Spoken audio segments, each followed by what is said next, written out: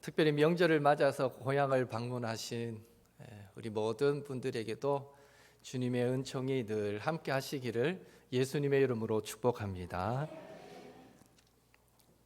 우리는 지난 5주 동안 계속해서 기적을 베푸신 예수님에 대해서 살펴보고 있습니다.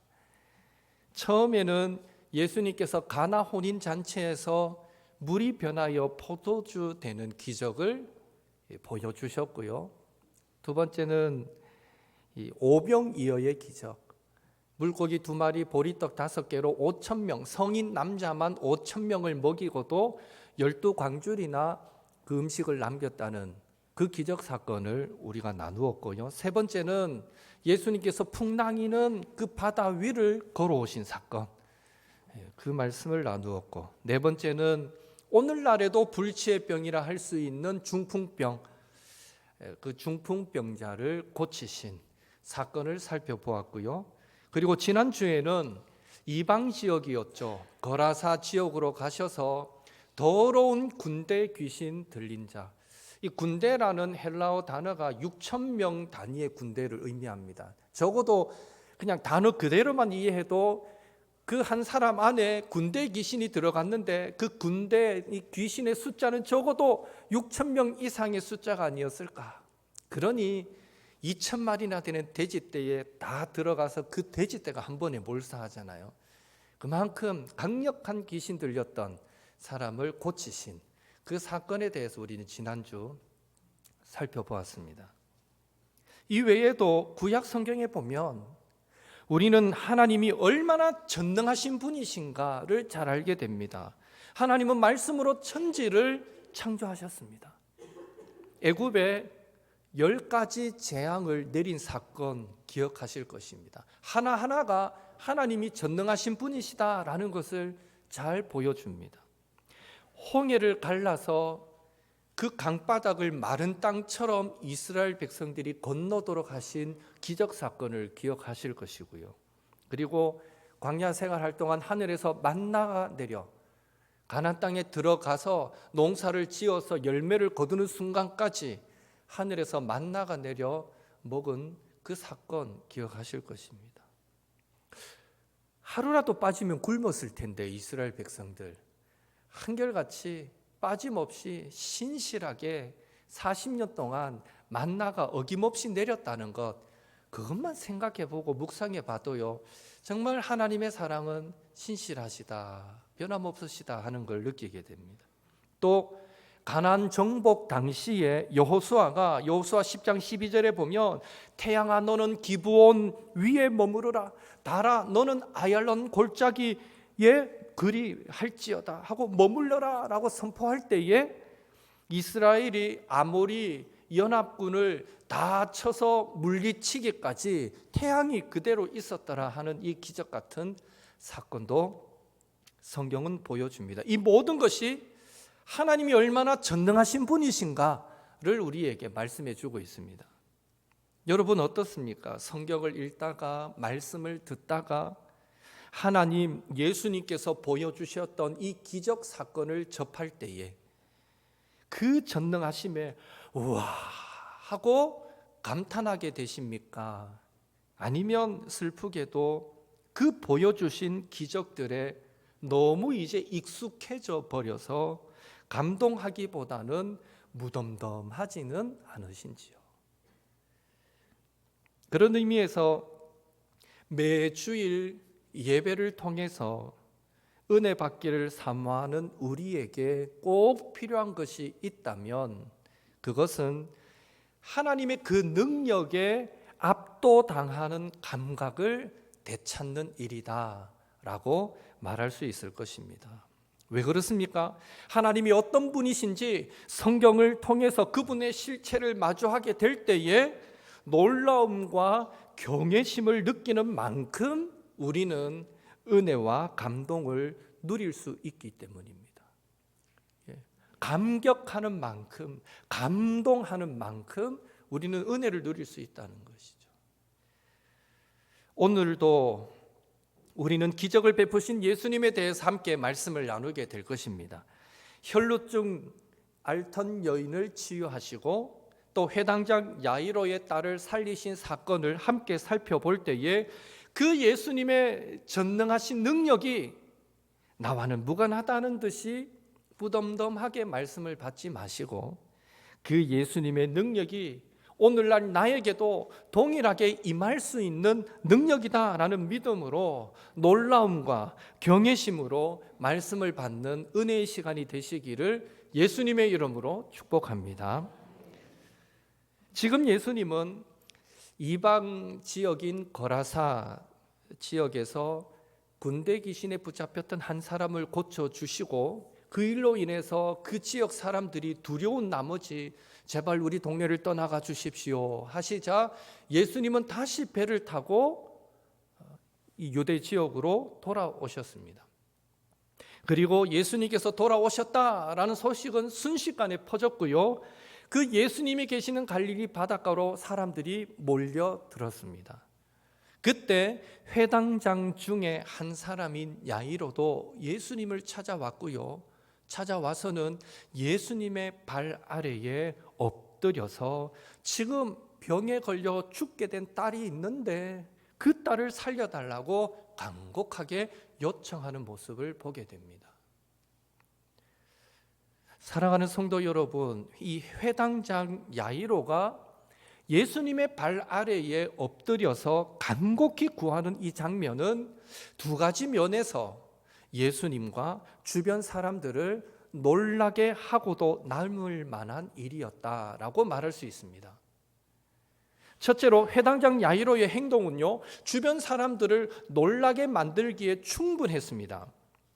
당시 회당장은 공공 예배를 주관하여서 성경은 누가 낭독하고 기도는 누가 하고 설교는 누가 하고 이 모든 것들을 다 지명하며 또 그 회당 건물과 그 안에 있는 가구와 또 관리하는 성경, 두루마리 성경 이 모든 것들을 잘 관리하는 이 책임자가 회당장입니다.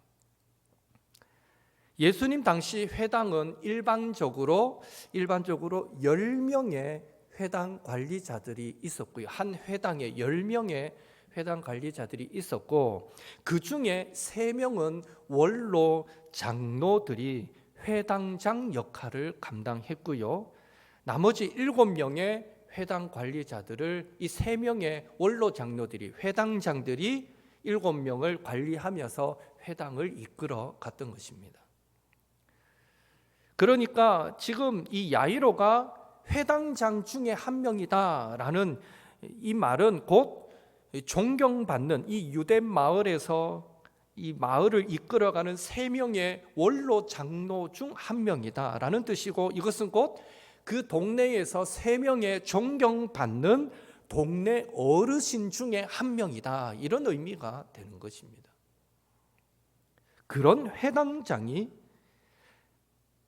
회당장 야이로가 지금 어떻게 행동하고 있느냐라는 것이죠. 22절 같이 읽겠습니다. 회당장 중에 하나인 야이로라 하는 이가 와서 예수를 보고 발 아래 엎드리어.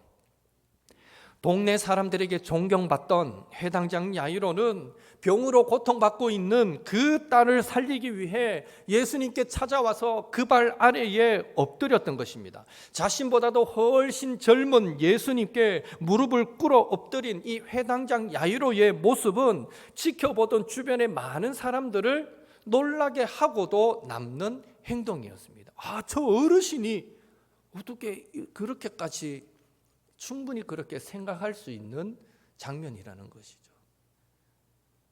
둘째로 회당장 야이로의 그 간청은 예수님을 놀라게 하기에 충분했습니다. 야이로가 예수님께 어떻게 간청하고 있습니까? 23절 같이 읽겠습니다.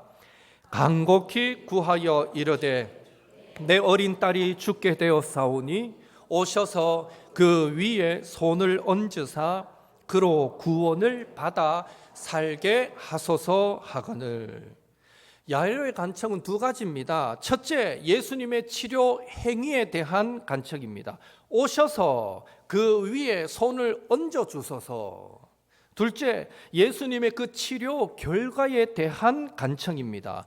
그로 구원을 받아 살게 하소서. 여러분, 이 야이로의 간청이, 요청이 조금은 도를 넘는다라는 생각이 들지 않습니까? 사람이 아파서 병원에 가면 어떻게 합니까? 의사가 어떻게 하십니까? 어디가 아픕니까? 묻는 대로 잘 대답을 하면 그 모든 것을 듣고 최종적으로 의사가 이 사람이 어디가 안 좋고 어디가 아프겠구나 판단하고 의사가 결정해서 약을 처방하지 않습니까? 그런데 지금 만약에 환자가 의사가 묻기도 전에 딱 자리에 앉자마자 제가 며칠 전부터 속이 안 좋은 걸 보니까 위염인 것 같은데 5일분 약만 지어주시면 될 것 같습니다. 이래버리면 의사가 얼마나 황당하겠습니까? 마찬가지로 야이로가 예수님 앞에 와서 딸을 고쳐달라고 살려달라고 간청한 일은 잘한 일입니다. 그렇지만 일단 집으로 가십시다. 그리고 예수님이 딸 아이의 그 위에 손을 얹어 주십시오. 그래서 딸이 구원받아 살게 해 주십시오. 너무 구체적인 이 치료 행위와 결과에 대한 요청은 치료자 예수님께서 자신의 뜻과 자신의 방법대로 치료하실 일을 지금 야이로가 자기 마음대로 결정하고 제한하는 일이기에 도를 넘는 행위다라고 말할 수 있는 것입니다. 생각해 보십시오. 예수님은 야이로의 집에 가실 마음이 없을 수도 있습니다. 굳이 그 집에 안 가셔도 됩니다. 그곳에서 치료하실 수도 있는 거죠. 그리고 집에 함께 가시더라도 손을 굳이 그 딸 위에 얹을 이유가 없습니다. 말씀으로만도 충분히 치료하실 수 있는 것입니다. 그러니 지금 야이로의 간청은 예수님께 도움을 구하는 사람의 입장치고는 좀 도를 넘는 간청이다라고 말할 수 있는 것입니다.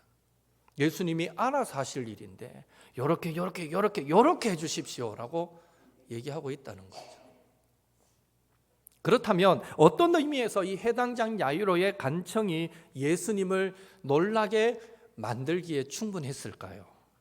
그것은 이 야이로의 간청은 결국 예수님에 대한 그의 믿음과 신뢰를 드러내주고 있기 때문입니다. 다시 말해 야이로의 간청에는 예수님께서 자기 집에 오셔서 자신의 딸에게 손을 얹어 주시기만 하면 그 딸은 무조건 병을 고침받고 살 수 있다라는 강한 확신이 그 요구 안에 들어있는 것입니다. 그 확신이 너무너무 컸기 때문에 야이로는 예수님께 무례하다 싶을 만큼 강력하게 지금 요구하고 있는 것입니다. 믿음이 없으면 이렇게까지 요구하지 않죠. 예수님만 오시면 그 손만 탁 얹어주시면 100% 낫는다. 이 강력한 확신이 있었기 때문에 강하게 요구할 수 있었습니다. 그리고 예수님은 그런 야이로의 믿음과 신뢰에 놀라면서도 기뻐하신 것 같습니다. 왜요? 24절에 보니까 이에 그와 함께 갈새. 예수님은 아무런 말씀 없이 회당장 야이로를 그냥 따라 나서는 것입니다. 야이로의 그 강한 신뢰의 믿음에 예수님은 구체적인 행동으로 응답해 주셨던 것입니다. 말이 필요 없어요. 안 따라갔다가는 계속 괴롭힐 것 같으니까 오냐 가자 하고는 바로 따라가시는 거죠. 그러나 야이로의 집으로 가는 도중에 정말 한시가 급한데 딸이 막 죽어가고 있는데 예수님의 발걸음을 지체하게 만드는 상황이 일어나고 맙니다. 12년 동안 혈루증, 일종의 자궁출혈을 앓아온 한 여인이 예수님의 옷을 만진 것입니다. 25절에서 27절은 그 여인이 지난 12년 동안 어떻게 살아왔는가, 과거에 그녀가 받았던 그 고통과 삶의 무게가 얼마나 무거웠는가를 잘 소개해 주고 있습니다. 헬라어 원문을 보면 25절에서 27절은 한 문장으로 되어 있습니다. 주동사 하나에 7개의 다른 분사 형태의 동사가 하나의 동사를 수식하고 있는 형태의 문장입니다. 다시 말해 27절 끝에 나오는 손을 대다, 만지다 라는 이 단어가 주동사입니다. 이 한 단어를 설명하기 위해서 혈루증 앓던 그 여인이 예수님의 옷에 손을 대는 이 행위를 강조하기 위해서 그녀는 12년 동안 혈루증을 앓고 있었다. 많은 의사를 만나면서 괴로움을 받았다. 가진 재물도 다 허비했다. 그렇게까지 했는데도 아무런 효험이 없었다. 오히려 병세는 더 나빠지고 안 좋게 나타나고 있었다. 그러던 중에 예수님의 소문을 들었다. 무리 가운데 끼어서 들어왔다. 라는 이 장황한 설명을 이 여인이 예수님의 옷에 손을 대다 이 동사 하나를 설명하려고 이 대는 이 행위가 어떤 의미인가를 설명하려고 부연 설명이 이렇게 길게 나타나고 있다는 것입니다. 그런데 중요한 사실은 그 7가지 부연 설명은 과거의 5가지 고통과 그리고 현재의 희망 2가지를 담고 있다는 것입니다. 즉 과거에 엄청난 고통을 당했다는 5가지 설명과 함께 그렇지만 현재 그녀는 예수님의 소문을 들었고 그것이 엄청난 희망과 믿음이 되어서 치료에 대한 간절함으로 무리 가운데로 끼어들게 되었다는 것입니다. 결국 혈루증 앓던 여인이 몰래 예수님 뒤로 와서 그의 옷에 손을 대는 그 행위는 과거의 고통과 현재의 희망과 믿음이 모두 함축되어 있는 행위였습니다. 놀랍게도 혈루증 앓던 여인의 병은 예수님의 옷에 손을 대는 순간 깨끗하게 씻은 듯이 낫게 되었습니다. 예수님은 그 여인의 믿음이 그녀를 구원하였다고 그녀의 믿음을 칭찬해 주셨습니다.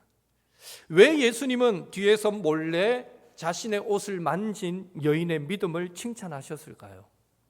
그것은요, 유대 정결법에 의하면 혈루증을 가진 사람은 부정한 사람입니다.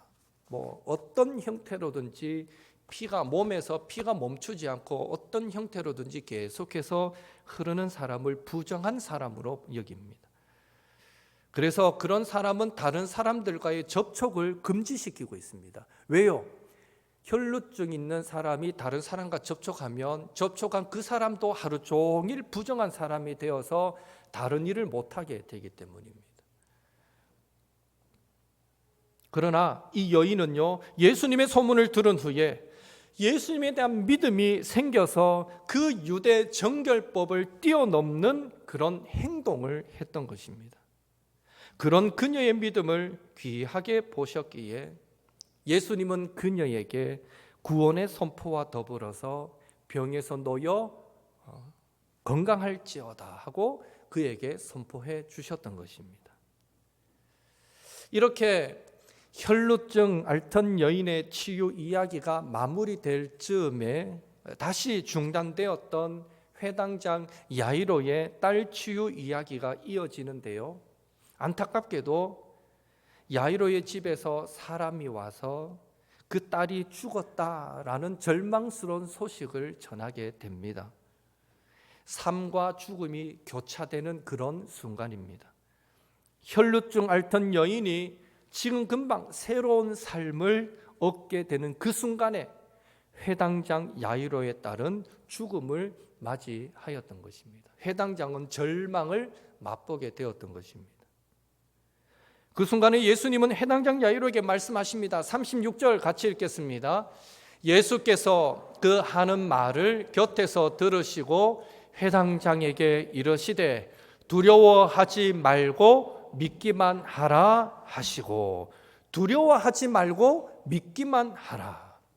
한번 따라하겠습니다. 두려워하지 말고 믿기만 하라. 믿기만 하라. 예수님의 말씀에 대한 야이로의 대답은 성경에 기록되어 있지 않습니다. 그저 야이로가 예수님과 함께 자기 집으로 가는 것으로 야이로는 두려워하지 말고 믿기만 하라라는 예수님의 말씀을 믿음으로 붙들었다라는 것을 우리는 알 수 있을 뿐입니다.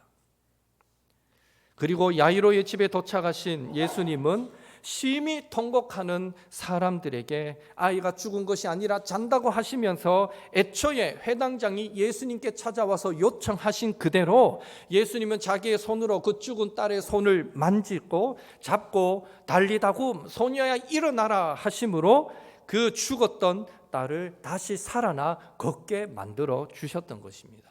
이것이 오늘 본문의 전반적인 내용입니다.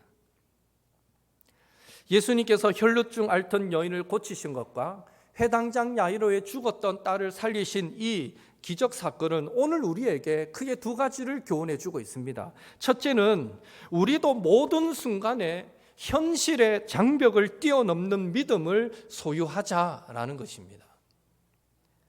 혈루증을 앓던 여인의 믿음도 회당장 야이로의 믿음도 모두 현실의 장벽을 뛰어넘는 믿음이었습니다. 다시 말해 유대 정결법이라는 그 장벽을 뛰어넘는 믿음을 보였을 때 혈루증 앓던 여인의 그 질병이 고침을 받을 수 있었습니다. 유대 정결법에 나는 어디 사람 있는 데 가면 안 되고 사람과 접촉하면 안 되지 하고 그냥 그 정결법만 따르고 가만히 집에 있었으면 그 여인은 절대 그 병을 고침받지 못했을 것입니다. 딸이 죽었다는 절망의 그 장벽을 뛰어넘는 믿음을 보였을 때에 죽음도 이기는 놀라운 구원의 역사를 회당장은 경험할 수 있었던 것입니다. 그렇다면 혈루증 앓던 여인도 이 회당장 야이로도 현실을 뛰어넘는 믿음, 그 믿음이 어디서 생겨났을까요? 그들에게는 첫째로 예수님의 소문을 들었기 때문입니다. 로마서 10장 17절 같이 읽겠습니다. 그러므로 믿음은 들음에서 나며 들음은 그리스도의 말씀으로 말미암았느니라. 여러분, 저 병은 무릎 수술 잘한대, 이 말을 어떤 사람으로 한번 들었어요. 그리고 또 한두 달 뒤에 다른 사람한테 야, 그 병은 무릎 수술 잘한대, 이 말을 또 한 번 더 들어요. 그리고 또 몇 달 뒤에 또 다른 사람이 야, 그 병은 무릎 수술 잘한대, 이렇게 두 번, 세 번 들으면 어떤 마음이 듭니까? 안 아프고 사는 게 제일 좋지만 마음속에 나도 언젠가 무릎이 아프고 건강이 나빠지면 어디 가야겠다?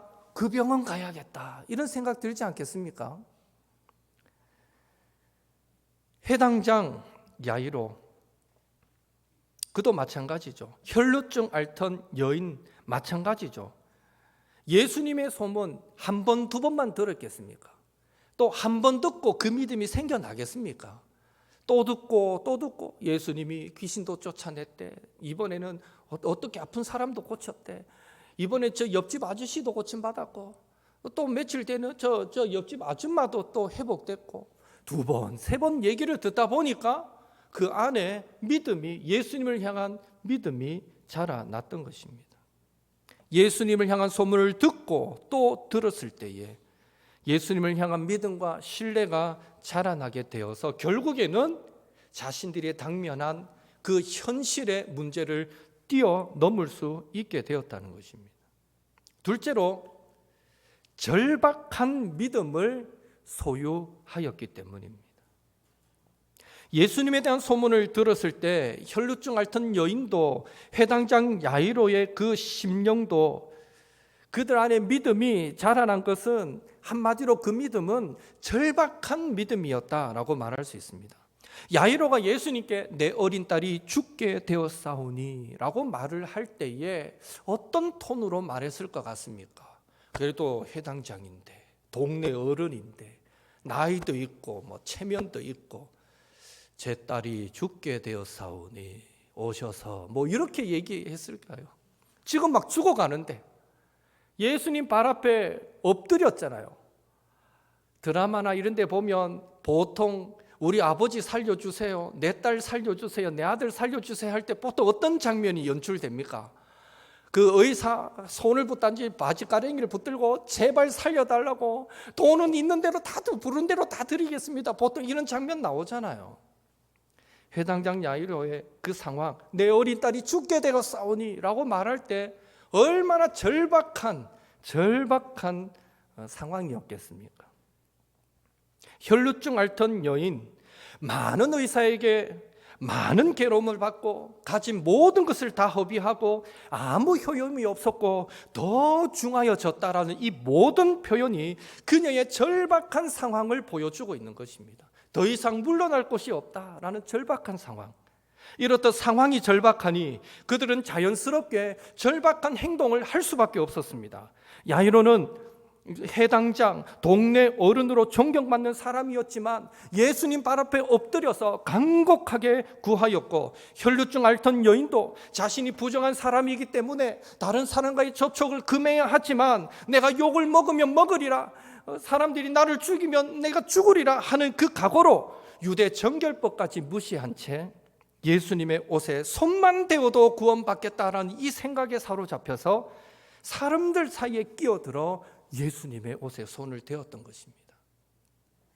그런 의미에서 이 절박한 믿음은 오직 예수님께만 소망을 두는 믿음입니다. 절박한 믿음은 예수님께만 소망을 두기 위해서 다른 어떤 것과도 타협하지 않는 믿음입니다. 절박한 믿음은 어떤 장애물로 인해서도 좌절할 수 없기에 끝까지 집요하게 인내하는 믿음입니다. 그리고 자신의 믿음에 회의가 찾아오지 않는 강한 확신과 신뢰의 믿음이라고 말할 수 있습니다. 바로 이런 믿음을 혈루증 앓던 여인도 회당장 야이로도 소유했기에 그들은 현실의 장벽, 절망의 장벽을 뛰어넘을 수 있었던 것입니다. 믿음이 기네, 믿음이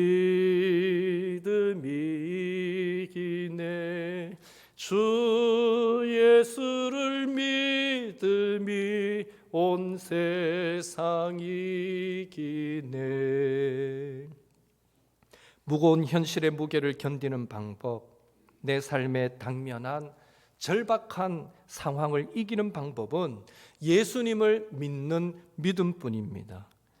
예수님을 향한 절박한 믿음은 오직 하나님의 말씀을 읽고 들을 때 생겨나는 것 기억하시고, 저와 여러분도 날마다 하나님의 말씀인 성경 가까이 하시고 하나님의 말씀을 들을 수 있는 예배 자리를 사모하여 찾으심으로 하나님의 말씀을 읽고 들을 때마다 인생의 장벽까지도 뛰어넘는 믿음, 예수님을 향한 강한 확신과 신뢰의 믿음을 소유하시는 우리 모든 옥토의 성도님들 되시기를 예수님의 이름으로 축원합니다. 둘째로, 우리도 절박한 모든 순간에 현실의 장벽을 뛰어넘는 절박한 믿음으로 내 손을 내밀어 예수님을 만지자는 것입니다. 혈루증 앓던 여인이 예수님의 그 옷에 손을 댈 때, 예수님의 옷을 만질 때 유대 정결법에 의해서 그녀의 부정함이 예수님께 전달된 것이 아니라 하나님의 능력이 그녀에게 전달되어 그녀의 몸은 치유받았습니다. 치유받았을 뿐만 아니라 예수님은 평안히 가라, 이제 집으로, 마을 공동체로 들어가 살 수 있는 사회적 관계까지 회복시켜 주셨습니다. 모든 것이 단절되어 있었던 그녀에게 모든 것이 회복되는 은혜가 일어났던 것입니다. 결국 그 여인이 장벽을 뛰어넘는 그런 절박한 믿음을 보였을 때 예수님은 그녀의 질병뿐만 아니라 환경도 새롭게 변화시켜 주시는 총체적인 치유를 이루어 주셨던 것입니다. 회당장 야이로의 딸도 마찬가지입니다. 예수님께서 회당장 야이로의 죽은 딸의 손을 만질 때 유대 정결법에 의해서 시체를 만지면 부정하게 되거든요. 그 만질 때 그 부정함이 시체를 만지는 예수님께 전달된 것이 아니라 오히려 하나님의 능력이 그 죽은 딸에게 전달되어서 죽었던 딸이 다시 살아나게 되었던 것입니다. 결국 두려워하지 말고 믿기만 하라 하시는 예수님의 말씀에 해당장 야이로가 현실의 장벽을 뛰어넘는 절박한 믿음을 보였을 때에 예수님은 죽었던 딸의 생명도 살려주셨을 뿐 아니라 소녀에게 먹을 것을 주라, 소녀가 살아갈 인생도 허락해 주시는 총체적인 치유를 행하여 주셨던 것입니다.